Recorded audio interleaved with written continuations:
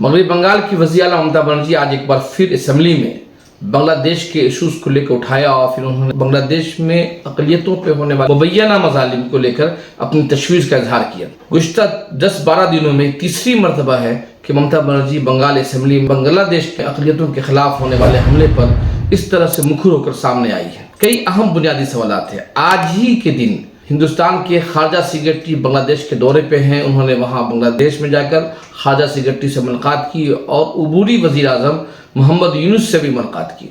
इस मुलाकात के दौरान बांग्लादेश ने साफ वाज़ेह तौर पे कहा कि यहाँ पर किसी भी मजहबी अक़लियत के ख़िलाफ़ जुल्म ज़्यादती के वाक़यात नहीं हो रहे हैं। बांग्लादेश ने यह भी वज़ाहत किया कि एक दो जो वाक़यात हैं वो सियासी नौयत के हैं कि अवामी लीग के से वाबस्ता लोगों के घरों पे हमले हुए हैं, उसको मजहबी अक़लियत से जोड़ना किसी दर्जे में मुनासिब नहीं है। बांग्लादेश ने इस मामले पर भी तशवीश का इजहार किया कि आखिर हिंदुस्तानी मीडिया और हिंदुस्तानी सियासतदान हमारे मामला पर इस कदर दिलचस्पी क्यों ले रहा है और हमारे खिलाफ झूठी प्रोपेगेंडा क्यों कर रहा है। और बांग्लादेश के कई अखबार बिलखुसूस डेली स्टार, ढाका ट्रिब्यून, प्रथम आलू के इदारियों को अगर देखें, उनके मज़ामीन को देखें, उसमें ये सवाल बहुत बुनियादी तौर पर उठाया जा रहा है कि हिंदुस्तानी मीडिया बांग्लादेश की मौजूदा हुकूमत को हिंदू मुखालिफ करार देने पर मज़ीद क्यों है। हमने इंसाफ न्यूज़ ऑनलाइन पर भी और हफ्ता दावत के लिए भी इस मसले पे 2-3 आर्टिकल लिखे हैं कि वहाँ सूरत हाल क्या है। हिंदुस्तान और बांग्लादेश के सहाफ़ियों का आमदरफ्त बंद है। तकरीबन 2-3 सहाफ़ी वहाँ गए हैं, जिसमें से NDTV की साबिक जर्नलिस्ट मनोदीपा बनर्जी जो सीनियर जर्नलिस्ट हैं, वो उन्होंने द प्रिंट के लिए एक आर्टिकल लिखा है। इसी तरीके से सुखनेंदु भट्टाचार्य जो कलकत्ता से ताल्लुक़ रखने वाले हैं, उन्होंने द बूम के लिए एक आर्टिकल लिखा है। अगर उन 2 आर्टिकलों को पढ़ें, इसी तरह से द देशभक्त करके एक यूट्यूब चैनल है, उसने भी इस मसले पर स्टोरी किया। अगर इन तीनों स्टोरी को देखा जाए तो 2-3 अहम बातें हैं। नंबर 1 बात यह है कि कोई भी हिंदुस्तानी मीडिया या बांग्लादेश का मीडिया, किसी मीडिया आउटलेट्स का बराह रास्त ज़मीनी सर्वे या ज़मीनी रिपोर्टिंग नहीं है। जो कुछ रिपोर्टें आ रही हैं वो एजेंसियों के ज़रिए आ रही है या फिर वायरल होने वाली वीडियो में आ रही। कई ऐसे वीडियोस जो हिंदुस्तानी मीडिया में दिखलाए गए, बाद में मालूम हुआ कि वो जो कहानी गढ़ी गई है, जो कहानी बयान की गई है, उसका इस वीडियो से कोई ताल्लुक़ नहीं है। मनोदीपा बनर्जी ने ये सवाल भी खड़ा किया है कि अगर कोई सहाफ़ी है, पहले वो सहाफ़ी है या मुहिब्बे वतन है। उन्होंने ये कहा कि 9/11 के बाद वहाँ पे अमेरिका में एक बहस छिड़ गई थी कि कोई सहाफ़ी, पहले वो एक सहाफ़ी है और सहाफ़ी होने का जो एथिक्स है, उसके जो अखलाकियाती तकाजा है कि कोई भी दावा, कोई भी रिपोर्ट लिखने से पहले वो ज़मीनी हक़ाइक़ और मारूज़ियत का पूरी बुनियाद पर जब पहुँचने के बाद ही कोई रिपोर्ट तैयार करे, या फिर एक मुहिब्बे वतन होने के नाते अपने मुल्क की थ्योरी को, अपने मुल्क की फ़िक्र को, अपने मुल्क को आगे बढ़ाए, चाहे वो थ्योरी और फ़िक्र या पॉलिसी हक़ाइक़ के ख़िलाफ़ है या हक़ाइक़ के मुताबिक है, उसकी परवाह किए बगैर एक सहाफ़ी की जिम्मेदारी है कि वो मुल्क की थ्योरी को लाए। मनोदीपा आगे लिखती हैं कि वो बहस अमेरिका में इस वक्त ख़त्म हो गया जब कोलंबिया यूनिवर्सिटी के डायरेक्टर ने बताया कि सहाफ़ी पहले सहाफ़ी है, उसकी अखलाकी जिम्मेदारी है, उसके सहाफ़ाती एथिक्स की जिम्मेदारी है कि पहले वो हक़ाइक़ को पड़ताल करे। तो सवाल यही है कि क्या हिंदुस्तान की जो सहाफ़ी जो इस पर बांग्लादेश के मसाइल पर खूब लिख रहे हैं, बोल रहे हैं, कितने सहाफ़ियों ने जाकर बांग्लादेश में मकामी रिपोर्टिंग की है और कितने लोगों ने पाया है कि बांग्लादेश में हिंदुओं का कत्लेआम हो रहा है। एक तरफ तो गोदी मीडिया का रवैया है, लेकिन सवाल सबसे अहम ये है कि वज़ीर आला ममता बनर्जी बंगाल असेंबली में इस कदर हमलावर क्यों है। आप ये वीडियो सुन लें पहले। আমি সকল মানুষের কাছে এটা বলবো যে বাংলাদেশে আজকে সত্যি মাইনরিটিজের উপরে যে অত্যাচার চলছে সেটা আমরা কেউ ভালো চোখে দেখছি না, এবং কেউ আমি এখনো মনে করি দাঙ্গা কখনো হিন্দু করে না, দাঙ্গা কখনো মুসলমান করে না, দাঙ্গা কখনো শিখ করে না, দাঙ্গা কখনো খ্রিস্টান করে না। দাঙ্গা করে কতিপয় সমাজ বিরোধী এবং যারা সমাজের বোঝা। সুতরাং এই ব্যাপারটিকে এই অ্যাঙ্গেল থেকে দেখে আমরা সবাই যেন এমন কোনো মন্তব্য না করি যাতে আমাদের কোনো রকম পরিস্থিতি বাংলায় এটাকে নিয়ে খারাপ হয়। আমি কৃতজ্ঞ যে একদিকে হিন্দু ধর্মের মানুষরাও প্রতিবাদ করছেন, অন্যদিকে সংখ্যালঘু ইমামরাও কালকে প্রেস কনফারেন্স করে পরিষ্কার বাংলাদেশে যে মাইনরিটিদের উপর অত্যাচার হচ্ছে তারাও কিন্তু এটাকে তীব্র নিন্দা করেছেন এবং মাইনরিটিদের সেফটি এবং সিকিউরিটির ব্যাপারে বলেছেন। এটা বাংলায় প্রথম, যারা মনে রাখবেন এটা আমাদের ধর্মনিরপেক্ষতার একটা প্রধান একটা স্তম্ভ এবং আমি সকলকে এই জন্য অভিনন্দন জানাচ্ছি। আমাকে অনেক সংখ্যালঘু সম্প্রদায়ের অনেকে বলেছিলেন যে আমরা মিছিল করতে চাই প্রতিবাদ করে, আমি বলেছিলাম না, মিছিল করলে অনেকে তো আছে জানে না এই সময় সুযোগ নেয় রাজনীতি, আবার একটা দাঙ্গা লাগিয়ে দেবে। আমি দাঙ্গা তো চাই না, আমরা দাঙ্গা চাই না, শান্তি চাই। একটা হিন্দুর গায়ে যে রক্ত আছে একটা মুসলিমের গায়ে সে রক্ত আছে, একটা ভাইয়ের গায়ে যে রক্ত আছে একটা বোনের গায়ে সে রক্ত আছে, একটা পাঞ্জাবির গায়ে যে রক্ত আছে একটা শিখের গায়ে খ্রিস্টানের গায়ে সে রক্ত আছে। আমরা নিজেদের মধ্যে ভেদাভেদ না করে, আর কয়েকটি মিডিয়া আই মাস্ট সে, আমি অ্যাপিল করছি তাদের কাছে, এটা উত্তরপ্রদেশ নয় যে আপনাদের ব্যান করে দেব, এটা উত্তরপ্রদেশ নয় বা রাজস্থান নয় যে আপনাদের অ্যারেস্ট করে নিয়ে যেভাবে সাংবাদিকদের উপর অত্যাচার হয়েছিল আমার কাছে ছবি আছে সেটা করব, কিন্তু আমি নিশ্চয়ই আবেদন করতে পারি। অনেকগুলো ফেক ভিডিও বাজারে চলছে, কোনো একটা পলিটিক্যাল পার্টির পক্ষ থেকে কিছু ফেক ভিডিও চালিয়ে আগুন লাগাবার চেষ্টা করা হচ্ছে। প্লিজ দয়া করে অনুগ্রহ করে উভয় সম্প্রদায় এর থেকে বিরত থাকুন। আমরা কেউ কিন্তু কারো পক্ষে নয়, সবাই কিন্তু সবার পক্ষে, এটা মাথায় রাখতে হবে। আমি বারবার বলি ধর্ম যার যার আপনার, উৎসব কিন্তু সবার। বাংলাদেশের ব্যাপারে government of India, late government of India to decide. এখানে আমরা যেন কেউ অতিরিক্ত কথা না বলি এবং অতিরিক্ত কথা বলে পরিস্থিতিটা নষ্ট না করি।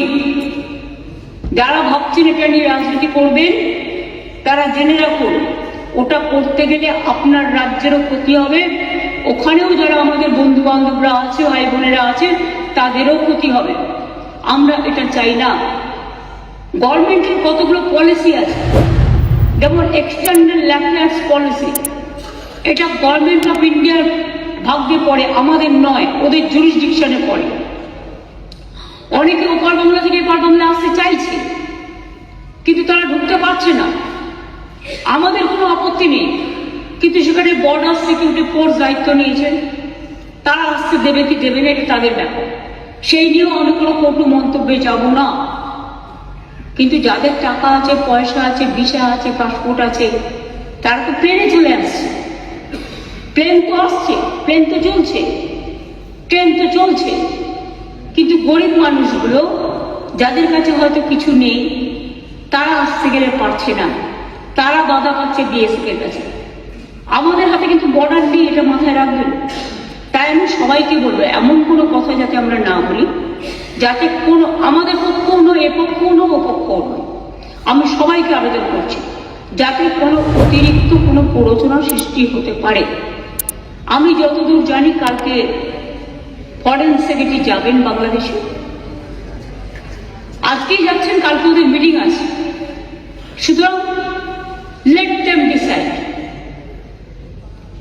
এই ব্যাপারে আমি পরিষ্কার বলি, এক্সটার্নাল অ্যাফেয়ার্সের ব্যাপারে উই নেভার ইন্টারফেয়ার। আমাদের দলের পলিসি হচ্ছে এবং আমাদের সরকারেরও, আমরা সবসময় এই ব্যাপারে গভর্নমেন্ট অফ ইন্ডিয়ার যে গাইডলাইন্স দেয়, এক্সটার্নাল অ্যাফেয়ার্স যে গাইডলাইন্স দেয়, এটা কিন্তু আমরা মেনে চলি। ममता बनर्जी साफ साफ लफ्ज़, ममता बनर्जी की जो अगर पूरे वीडियो को सुनेंगे, उनकी तकरीर को सुनेंगे, उसमें एक तरफ वो तशवीश का इजहार करती हैं, लेकिन वो समझती भी हैं कि उनके इस बयान का कुछ हिंदुस्तान में गलत असर हो सकता है। तो फिर वो कहती हैं कि वहाँ पे जो कुछ हो रहा है वो ना हिंदू हमला कर रहा है ना मुसलमान हमला कर रहे हैं, बल्कि कुछ शिरपसंद अनासुर हमला कर रहे हैं। लेकिन वो उसको दूसरे अंदाज में बयान करती हैं और आगे वो इस हकीकत का भी एतराफ़ करती है कि कुछ ऐसे वीडियोस चलाए जा रहे हैं और कुछ हक़ाइक़ को तोड़ मोड़ कर कुछ सियासी जमात का नाम नहीं लेती हैं और उस हक़ाइक़ को तोड़ कर सियासी फ़ायदा हासिल करने की कोशिश की जा रही है। मगर सवाल ये है कि ममता बनर्जी क्या कर रही है, खुद क्या कर रही है। वो इस बंगाल असेंबली में खड़ी होकर कहती हैं कि अक़वाम मुत्तहिदा की निगरानी में अमन फौज भेजा जाए। बांग्लादेश में वो कहती हैं कि मरकजी हुकूमत को चाहिए कि अक़वाम मुत्तहिदा से रब्ता करे। वो इस तरह की बात कह रही हैं कि बांग्लादेश में हालात इतने ख़राब हो गए हैं कि बांग्लादेश के हालात सोमालिया की तरह, इथियोपिया की तरह या सूडान की तरह हो गए हैं कि वहाँ अमन फौज की ज़रूरत है। तजिया निगार आनंदों पत्रिका ने आज एक रिपोर्टिंग करते हुए एक अहम बात बताई है कि दरअसल बीजेपी जो इस वक्त 2021 के इलेक्शन में देखें तो ममता बनर्जी बंगाली तहजीब और सकाफत और बंगाली बयानिया की सबसे बड़ी पासबान बनकर उभरी।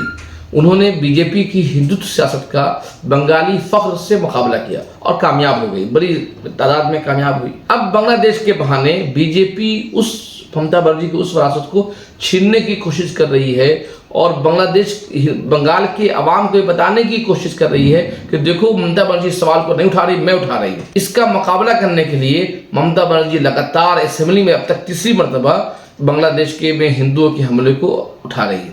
लेकिन इसका क्या असर होने वाला है, दोनों मुल्कों के ताल्लुकात का क्या असर होने वाला है, ये बात सच है कि बांग्लादेश हमारा एक पड़ोसी है, लेकिन बांग्लादेश सिर्फ हमारा एक पड़ोसी ही नहीं बल्कि अगर आप जोग्राफियाई के तौर से देखेंगे बांग्लादेश का महल वकू है, उसमें अगर हमें शुमाल मशरक़ी रियासतों को कलकत्ता से जोड़ने के लिए बांग्लादेश एक आसान रास्ता है और $4 बिलियन का हिंदुस्तान बांग्लादेश में तजारत करता है।